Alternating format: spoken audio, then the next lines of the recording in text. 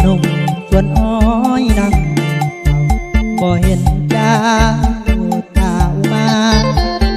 บ้านเฮามีงานทำงามคำผู้ดูก็การดามีส่วนน้อยส่วนยางพาราอยากให้มาเฮ็ดงานนำบุญสงกรานต์ปีนี้คนดีน้องบ่เห็นมาคอยน้องด้วยน้ำตาคอยน้องมาฉันพอละมาหรือว่าน้องเปลี่ยนไปมีหักใหม่แล้วบ่ตะวันน้องจากหายไปตั้งนานนงทานลืมบ้านเฮาแล้วยามเมื่อลมที่ต่อ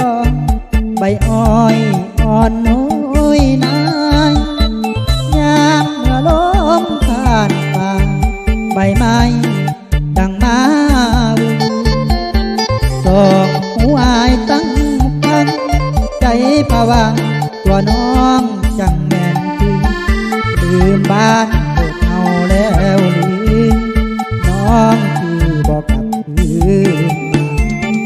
จากส่วนอ้อยนั่งยงตั้งตามลมอุ้มเอาช่วยไปบอกผู้สาว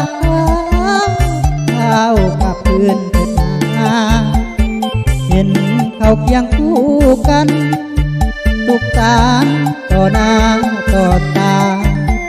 ตัวอายมีแต่โศกาคอยน้องมาทุกคืนทุกวัน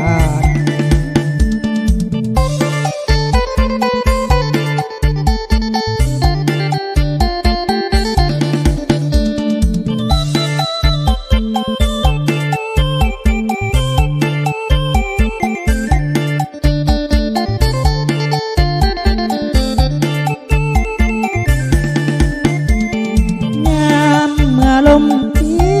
ต่อใบอ้อยอ่อนน้อยนายามเมื่อลมผ่านป่าใบไม้ดังมาบูตอกหูอายตั้งฟังใจผวังตัวน้อ